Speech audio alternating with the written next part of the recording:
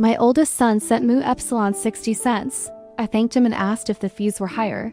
He replied confused, saying he sent $1,100. I was shocked and asked for clarification. It turned out there was more to the story. Check and see what happened. Welcome to Cheat Sheet Tales, where loyalty dies, lies bleed out, and the truth hits like a slap to the face. These aren't just stories, they're confessions soaked in betrayal and regret. Ever spotted a red flag when it was already too late? Say it in the comments. Let's tear into today's tale. Hi mom. You were in the hospital for malnutrition. Weren't you eating properly? I've been sending you money. Yeah, thank you for that. But 60 cents? You know the fee costs more than that. So don't worry about it. 60 cents? What do you mean? I'm broke and I've been living a frugal life, cutting down on food and utility expenses. Eventually, I collapsed from malnutrition. My eldest son Milo has been sending me 60 cents every month. I told him it's not the amount but the thought that counts. I thought I'd been sending you 100 a month. Soon, shocking truths were revealed one after another from Milo. I am Livia. I'm turning 80 this year. I lost my husband 5 years ago, and now I live alone in an old apartment. Since getting married, I have been a full-time housewife, relying on my own pension and my husband's survivor's pension as my only income. Life is not easy. And I've been cutting corners day by day. Of course, I save on food expenses, as well as utilities and water bills, and I barely get by living in a cheap apartment. Today has been lightly snowing since morning, but I don't turn on the heater to save electricity. I wear a down jacket and layer warm pants in the house to stave off the cold. My fingers are chapped and bleeding from doing chores with cold water. I have frostbite on my left hand, which is swollen and red-black. As I rub my stiff fingertips while cleaning up after lunch, my daughter-in-law Tessa comes to visit. Hello, mother-in-law. I brought this week's medicine. It's the usual $80. Tessa brings me medicine every week. Milo also cares for me, but he's busy as a pharmacist at a large hospital. So Tessa looks after me. A few years ago, Tessa accompanied me to the hospital for checkups, but recently she only delivers the medicine. It's cheaper this way, she says. Honestly, the medicine is a big expense for me, who is broke. However, I'm told that stopping the medication will cause discomfort, so I have it delivered every week. Tessa used to be a pharmacist at a hospital like Milo. However, she quit her job after getting married and now works part-time at a local drugstore. I'm always grateful for your help, Tessa. By the way, do you know anything about the box of rice crackers I had stored in the drawer? The one with the kids' scribbles on the lid? It's been missing since last week. I point to the dresser in the back. Last week I had Tessa tidy up around the dresser, but the box has been missing ever since. Inside the box, I kept my hard-earned savings. A box of rice crackers? I don't know anything about that. Maybe you put it somewhere and forgot about it. Can you not blame me? Tessa, perhaps hurt by the suspicion, took the money for the medicine and left with an unpleasant look on her face.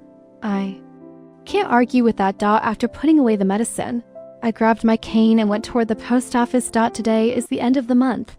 Since my husband passed away 5 years ago, I have had no other income than my pension. My son Milo, concerned for me, has been sending me money every month. My bank book spit out from the ATM as usual. Had deposit 60 cents written on it. The amount sent was so little that the transfer fees seem to cost more, but it's the thought that counts. Though it doesn't help much with daily life. I'm grateful for it. After leaving the post office, I headed to my regular greengrocer. Since I visited every week, I became quite familiar with the energetic owner, Omar, who is in his 60s. When I went to the store just before closing, I could get unsold or bruised vegetables at a discount. I always went to the store in the evening, targeting those discounts. Today I got bruised turnips and radishes and wilting spinach. I thanked Omar and went home to pickle all the turnips and radishes in my homemade brine, the secret brine pickles I've been making for years. As a hobby and to save money are excellent in both flavor and texture. I had a simple but delicious dinner of spinach and pickles. Lately, my health has been deteriorating. I feel dizzy when I stand up, and I get short of breath just from moving a little. My nails and fingertips are also in bad shape. Perhaps my body is weak because I haven't been eating well due to cutting food expenses. Had health issues before, but I never paid much attention, thinking it was due to age. But recently, the pain in my body is unbearable. And the dizziness is terrible. I tried calling Tessa to see if she could take me to the hospital. The hospital? Just for dizziness? Well, I'm old, so it might be inevitable. But I'm worried. I haven't been to the hospital in years. Could you take me for once? But I'm busy. I don't have time. Milo is working nonstop too. I'm sorry. But can we do it another time? It's not that urgent. Tessa refused to accompany me to the hospital. Even the nearest hospital is quite far from my home. Being broke, I can't afford not only the medical fees, but even the transportation costs. Oh, and please don't contact Milo. He's in a crucial period. At work. If anything happens, please contact me. Tessa emphasized that and then hung up the phone. I sighed and took my medicine with cold water. One day, as I was chatting with Omar at my usual greengrocer, I was hit by another severe bout of dizziness. Unable to support myself with a cane, I squatted down on the spot. Omar rushed over. Are you okay? He peered into my face. The dizziness didn't subside even when I sat down. I'm just feeling a bit dizzy. Nothing is wrong. I'm fine. As I said that, I tried to stand up forcefully. Suddenly, the world spun around and I fainted. When I woke up, I found myself in a hospital bed. Omar was sitting beside me, receiving in 4 drip. I heard the story from Omar. Apparently, after I collapsed at the greengrocer, he called an ambulance for me. I had slept all night since being brought to the hospital, and it was already bright outside. The doctor explained that I had anemia due to severe malnutrition. Unbeknownst to me, my bones had become hollow and my body was in a more serious condition than I thought. I was worried about the treatment cost and wanted to leave early, but the doctor told me I had to be hospitalized for a week. Livia, I always tell you to eat properly. I was shocked when you suddenly collapsed. Omar had always been concerned about my health. Sorry for making you worry, but I don't have any money. Didn't you have an eldest son? He's a doctor or something, right? He must be earning a good salary working at a hospital, so he could at least send you some money. He's a pharmacist. I've been receiving support from him. I smile awkwardly and close my mouth. I receive a monthly allowance from Milo, but it's too small to help with my living expenses with the weekly medicine fee I pay to Tessa. Even my pension has been significantly reduced. Omar says I should get more money, but I'm hesitant to accept money earned by others, even if they're family. However, what worries me now is the hospitalization cost. With my barely getting by lifestyle, I can't imagine affording such high medical bills. Also, I'm concerned about my precious rice brine pickles. If I don't stir them every 3 days, they'll go bad. After thanking Dane for returning to the store, I searched for my cell phone to contact Tessa. Looking at the screen, I saw that the battery had died. I don't remember Tessa's number, but I memorized Milo's because it's similar to my home number. Tessa told me not to contact Milo, but with things like this, I can't avoid it. I borrowed the hospital phone to call Milo. Hello? Oh, thank you, Mars. It's been a while since we connected. Milo, it's your mother. Sorry to call you during work. Tessa had forbidden it, but I called Milo from time to time. I just wanted to hear his cheerful voice, but for some reason he never answered my calls. Was he too busy with work to answer the phone? Anyway, I was relieved that the phone connected during this crucial time. I thought, who could this be? It's been a while since you called. Mom, where are you calling from? I was reluctant to worry my eldest son, but I admitted I was in the hospital. I briefly explained to the surprised Milo how I'd collapsed and been hospitalized. What? Malnutrition? Mom, haven't you been eating properly? I've been sending you money for that reason. Yes, I'm really grateful for that. Your support means a lot to me, but 60 cents might cost more in fees, so don't worry too much. 60 cents? Fees? What do you mean? With a puzzled tone, I told Milo how I received 60 cents from him every month and that I appreciated the gesture more than the amount. I thought I was sending more money to Mom. Milo finally speaks, as if squeezing out the words. Wait, I'm curious about that too. But you mentioned malnutrition, right? Mom should have been going to the hospital every month and she should be getting her medicine. Hasn't the doctor said anything until now? Yeah, I'm getting the medicine. Tessa delivers it to the house every week. I haven't been to the hospital in years. Lately, I've been having bad dizziness and palpitations. And I wanted to go to the hospital if possible, but Tessa said I'm busy. So maybe next time. Just the medicine every week. Milo seems to be worried about something as he mumbles on the phone. Anyway, I know you're busy. But could you please bring me some clothes and the insurance card on your next day off? And I'd like you to mix the rice brine pickles every 3 days. All right, I have the keys to our parents' house, so I'll leave work early today and go there. Don't worry about the hospital bills. I'll be there by evening. Milo seems strangely preoccupied, but I'm grateful he can come right away. Thanks. Be sure to wash your hands well and mix the pickles with your bare hands. Mom, I'm here. How are you feeling? Are you okay? After the call, Milo shows up in the afternoon. It seemed he left work early. As he organizes the clothes and personal belongings he brought from the house. He asks me in detail about recent events, about the house, my health, the medicine. Tessa, it's like a continuation of this morning's phone call. He also brought my bank book from home, and we opened it to check the contents together. From the date 5 years ago, there's a series of deposit 60-cent entries. Raymond glares at them with a fierce expression. Since this morning's call, Raymond's behavior has been strange. Did something happen at work? I thought he must have been very busy, as I had tried calling him 2 or 3 times a month but never got through, and he never returned my calls. I feel bad for making him leave work early today. I casually apologize for it, and Milo is taken aback and asks rapid-fire questions. He quickly takes out his smartphone and starts operating it intently as soon as he hears my story. What's been going on with him? Milo gazes at the screen for a while, then operates his smartphone again to send a message to Tessa. He then grabs his backpack and says, "I'll be back shortly." He leaves the room, leaving behind a strange sense of unease. But I lie down in bed anyway. That evening, Raymond returns to the room. He puts down his backpack and asks how I'm feeling. After receiving an IV, sleeping in a warm bed for the first time in a while, I feel much better. While snacking on fruit and chatting, Tessa comes into the room. "Oh, mother-in-law, how are you feeling?" "Milo, you took time off work, huh?" She approaches us with a forced smile and sits in the chair next to Milo. Milo didn't reply, looking down and gripping my bank book in his hand. Before I could say anything, Milo spoke up with a voice lower than usual. "Tessa, Mom's malnourished. Do you know why?" Tessa stayed silent. There was a tense atmosphere. Milo turned to face Tessa, glaring at her head-on. "Mom's been broke for so long, barely able to buy food." "It's not just food, she's been cutting back on electricity and gas. Living on the edge for years. When I went to her place today, there wasn't even a heater in the dead of winter. Wait, Milo, we're in a hospital. What happened?" "It's not Tessa's fault. There's no money." I tried to calm down the yelling eldest son while hiding my frostbitten, swollen red-black hand, ignoring me. Milo continued with an angry tone. "I asked you to send $1,100 to Mom every month, right? But she's only received 60 cents for the last 5 years. Tessa, what's going on?" Saying that, Milo first my big book at Tessa. On every page, there was the number 60 cents.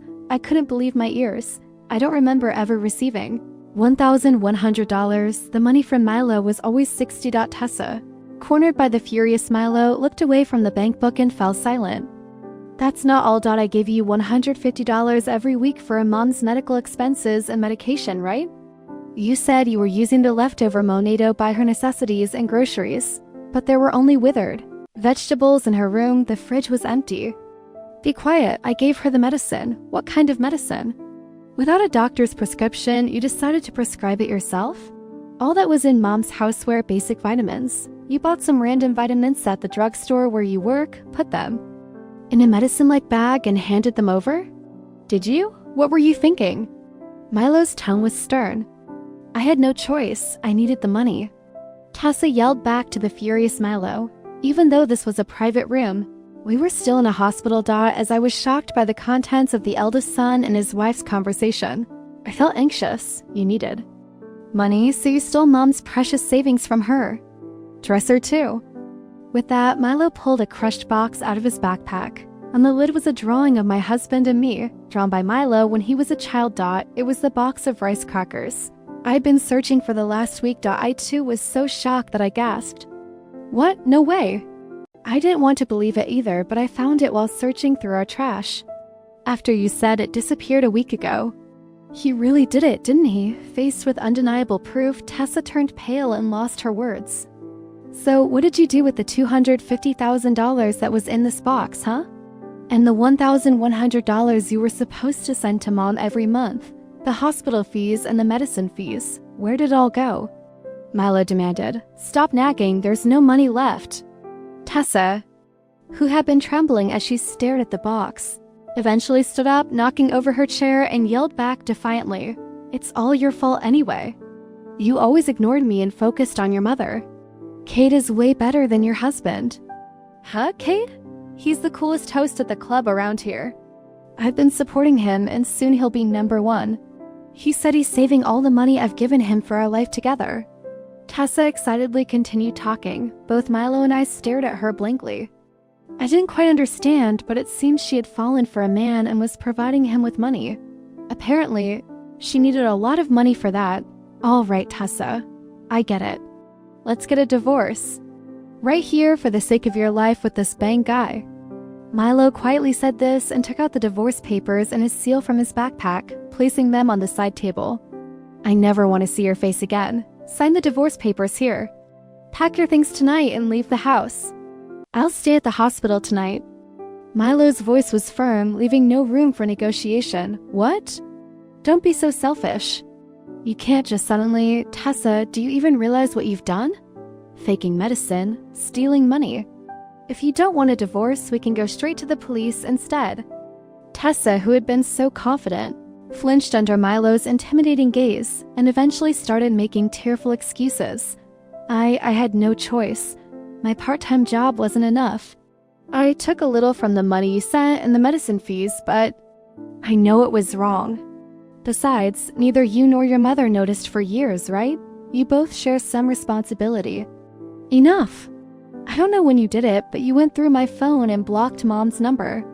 You even told her not to contact me, didn't you? You deliberately kept us apart and exploited her without getting caught.